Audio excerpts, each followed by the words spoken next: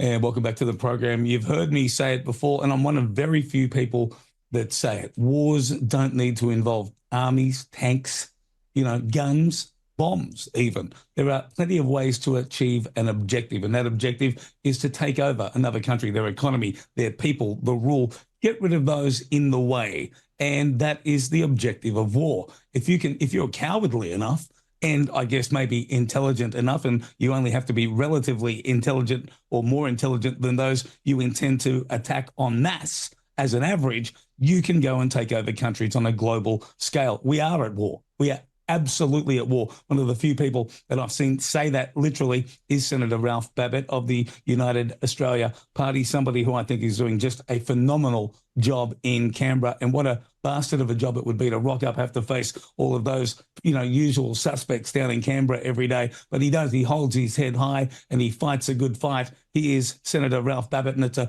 absolute pleasure to have him on the program. Hey, Ralph. G'day, mate. How are you? Thank you for having me on your show today. I'm glad to be here, but like you said, mate, we're definitely at war. We're at war. We're not in a war where we're up against men holding rifles. We're not in a war where we're in a trench. We're not in a literal war, but we are in an economic war. We are in a financial war. We are in a war where we have certain people that I would call the globalist class trying to destroy the very fabrics of our societies all across the West.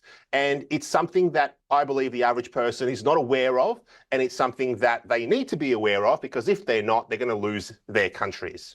I think it's fair to say, for those who are not aware of it, you can definitely see the results of the war. All you have to do is look around, compare it to maybe 10, 20, 30 years ago. You still see a progressive decline in almost all aspects of the countries, respectively, in which we live, in this case, Australia. I mean, and they are parallel attacks. They are simultaneous attacks on multiple levels. Instead of an Air Force, an Army and a Navy, they've got Big Pharma. They've got politicians in their pockets. They've got the media. Mate, can I give you one example, which a lot of people should understand? Just one example off the top of my head. There's a war against the family right now. 70 years ago, Dad could go to work. And I'm going to say dad here, and all you nutters can have a go at me if you want. I don't care. Built different, like get stuffed. Dad could go to work. Mum could stay home and look after the kids, right? Pay the mortgage, new car in the driveway, holiday every year. Everything's taken care of, food on the table. Everything is fine. Today, try doing that now. Can dad go to work and mum stay home and look after the kids? No, not a chance. Both parents have to go to work now. Both parents. You couldn't even do it if you tried, if you wanted to. If you wanted to be more traditional and say, hey, wife, you stay home, look after our children together, I'll go to work. Try that, see how it works out. It's not going to work. It is an economic war. They've put together an economic war against the family. Okay, so what happens now? Dad's at work. Mum has to go to work as well. Where do the kids go? The kids end up in the hands of the state for 12 hours of indoctrination every single day, where the government, who are puppets, pump their heads full of freaking garbage. That's what happens. That is a war, my friend. It is a war against mum and dad. It is a war against children. It is a war against the family. And when you destroy the freaking family, eventually you destroy that country.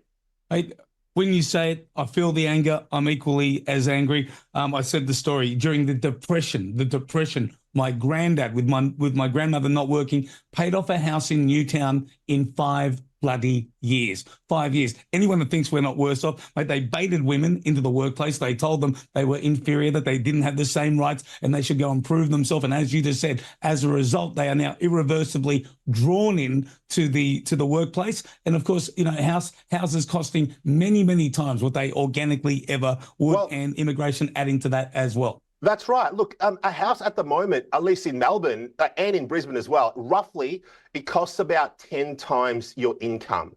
That's what it costs at the moment. And in Sydney, it's about 13 and a half or 14 times your income. I mean, come on, guys, this is not sustainable. And you know what? It's not an accident either. It is not an accident. They've done this on purpose by manipulating the levers that they can manipulate to engineer this outcome. That's what they've done.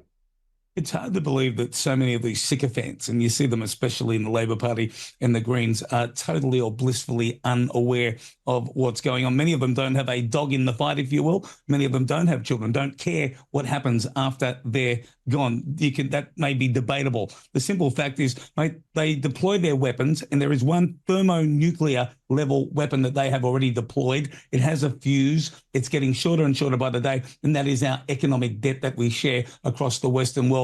And at one point, that will go off, and people will not know what's hit them. Well, that's right. You know, governments all across the world are addicted to debt. I mean, we all know that they are addicted to debt. I believe at the moment in the US, in the United States, they about 75% of the taxes which they collect, income taxes which they collect, goes towards servicing just the interest on that debt. Now, Australia is not far behind as well. I mean, the debt at the moment for every man, woman, and child in Australia, I checked up these figures yesterday. I think it's about $33,000 or $35,000 of government debt for every man and woman in this country. Tell me, how are you going to pay off your $33,000 or approximately $1,000, viewer out there? Have you got a plan on how you're going to pay that off? You can look at government debt just like you can look at a household debt, right?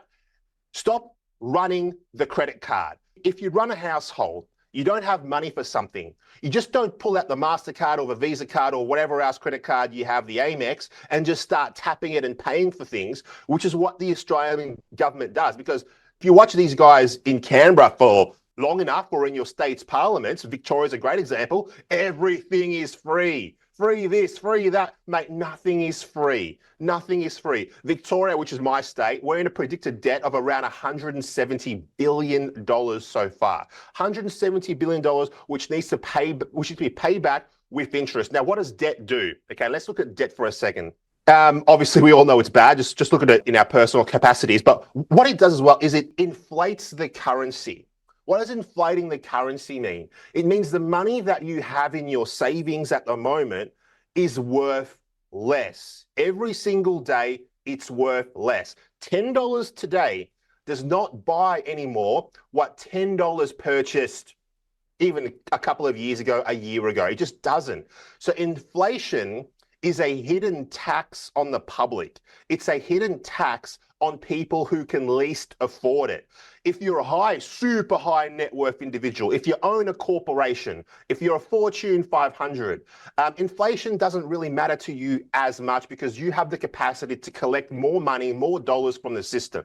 But when you're a mum and dad and you live out in the suburbs, your wage is 80 grand a year today, your wage is 80 grand a year next year, your wage is 80 grand a year the year after that. Your wage is not changing. You're earning the same amount of money. Inflation really affects you. Now, here's the kicker, right?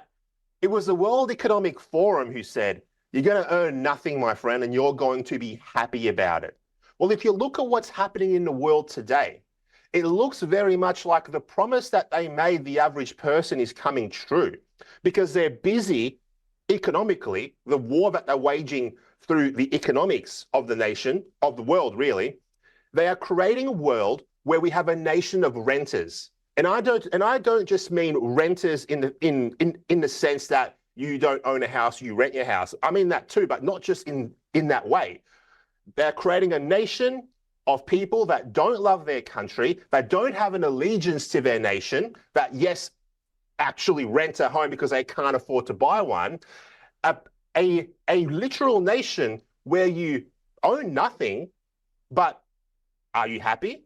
Maybe you are, but they are even happier because they own everything while you own nothing.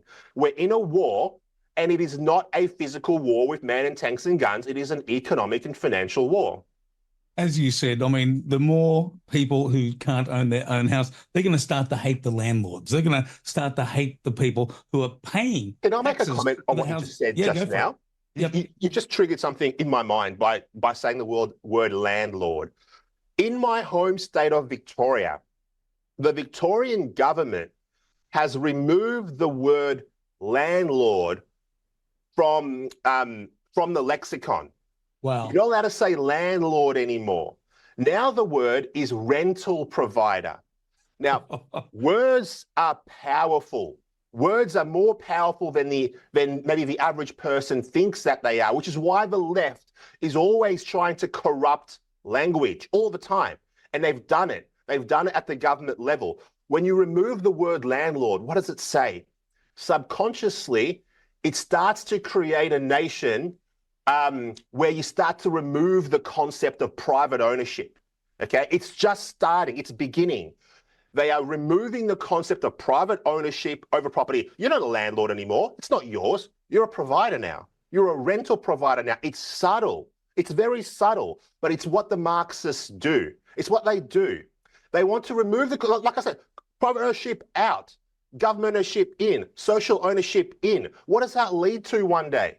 I mean, I guess your viewers can answer that for themselves, but we're not heading in a good direction as a state, as a nation, as the Western world at the moment, I think anyway. We're not. Mate, before we get to the break, you mentioned debt and something that we discovered during the pandemic with an L. Debt is a very, very powerful thing. Those of us who had money in the bank, those of us who were multi-skilled and could go to a job where you didn't have to leave the house, were in a position to say, I'm not getting that. I'm not putting out my arm for that. Those who were only getting by from week to week, who were in debt, who had a mortgage, had absolutely no choice. And whether you want to scale that up to a national or an international level, that is the power of debt that it has over us. And despite the fact that we knew better, we did that which we had to do to keep going. And that is the power of debt. And this is why we must fight it. And the UAP were literally the only people who addressed the debt, that there was a problem, that the problem was going to become bigger, and that we could fix that debt in possibly 1 to 2 generations. Have a look what they've done subsequently, because Australia was too stupid at the ballot box to vote for people en masse, exactly like my guest, Senator Ralph Babet. We'll be back right after this news headline at TNT. And we're back with Senator Ralph Babet. And again, if you get to his x.com page, and you absolutely should, war. They have declared war. It's been long running and a cowardly bunch, too gutless to outwardly declare war and say, here we are. You're starting to see signs. They think they're winning, and they kind of come out, stick their head out from behind the curtain from time to time. And war, there are many ways to do it. Go back historically. Remember the Trojan horse? They have deployed Trojan horses all around the world. Anyone who knows basic math can figure out where these Trojan horse will be deployed, or when the people will emerge from them. And the UK might be a pretty good example of that particular analogy right now. It's pretty scary what's going on over there, Ralph. Mate, the UK's on fire right now. They've got riots breaking out all over the shop. All over the shop. But you know what? This could have easily been predicted. Easily. Now, allow me to go on a rant, because this is something that I'm very, very passionate about. I'm very passionate on social cohesion, okay? Very passionate. So the leader of the UK right now, the Labour leader, is Keir Starmer. Now, Keir Starmer, he's more intent on representing globalist interests than of the people of his own nation. Now, he was asked, where would you rather be, Keir Starmer? Would you rather be in Davos, or would you rather be in your nation's parliament? He said, I'd rather be in Davos. What are you talking about? Who cares about my nation? Let's go to Davos. Let's listen to what the unelected globalists say. What do the unelected globalists want? Like all globalists, they want more power. How do you get more power over a nation state? In order to have more power over a nation state, you must first destroy that nation state. You must bring it down. You must make it so that the people in that nation eventually don't feel an allegiance to that country anymore. How do you do that? Well, you've got to change the people that are there right now. Easy way to do that is mass migration. Not just mass migration, but mass migration of people from countries that have no allegiance or no cultural similarity to the country where they're going to. What happens then? You create parallel societies where people live in the UK, but they're not a part of the UK. They enjoy all the benefits without sharing any of the values, duties, cares, responsibilities of that host nation. Okay, now over a very long time, decades, we've seen more and more civil unrest because of his disastrous policy, and we've seen the UK drift further and further apart. Now, I'm not against immigration. I'm an immigrant myself, but I think it needs to be sustainable from countries that are similar.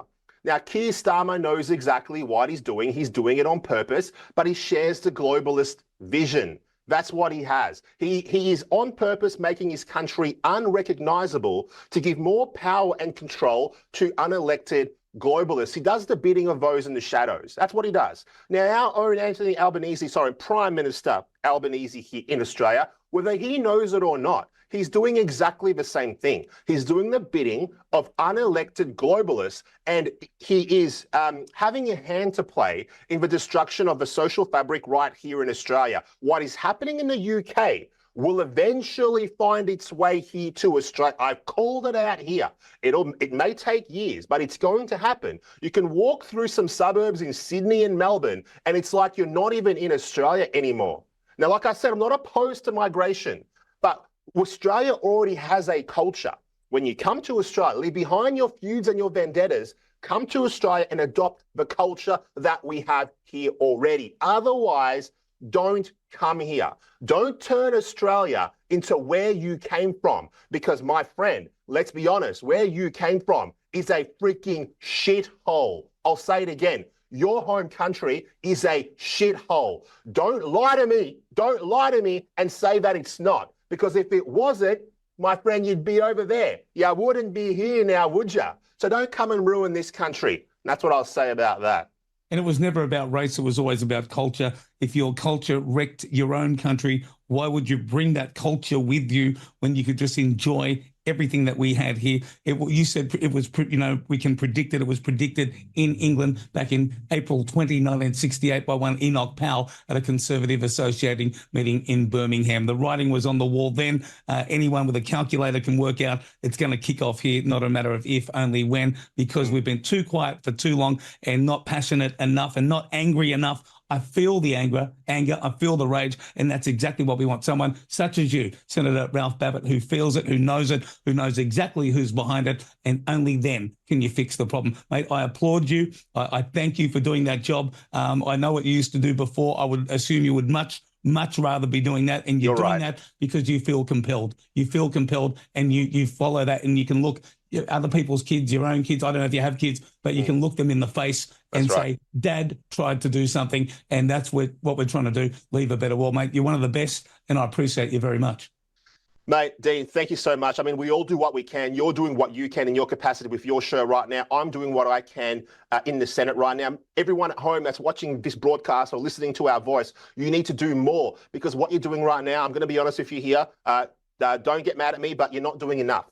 Complaining on social media is not enough. Join the party, go to the meetings, have a say in who gets sent to Canberra. I don't want to do what I'm doing right now. I hate this freaking job. I hate being a senator. I can't freaking stand it. I do it because someone needs to do it. I do it because I'm effing sick, I was about to swear, effing sick of seeing my country be destroyed. It's being destroyed in front of my eyes. I came here for a better life as a young child. I love this place. And to see the politicians and to see what they're doing to it right now, to see what the Marxist left are doing to it, it hurts. It freaking hurts me. So I put my hand up to make a difference. I didn't put my hand up to be a career politician. The second that I can, I'm out of here. I'm going back to my life before. But before I do that, I need you to step up and make sure that you're on that balance sheet next time. Maybe if you can, you need to run as well. You need to have a say in who governs your country, and you need to allow me to go back to doing what I was doing before. I've done my part. Now it's time for you to do your part.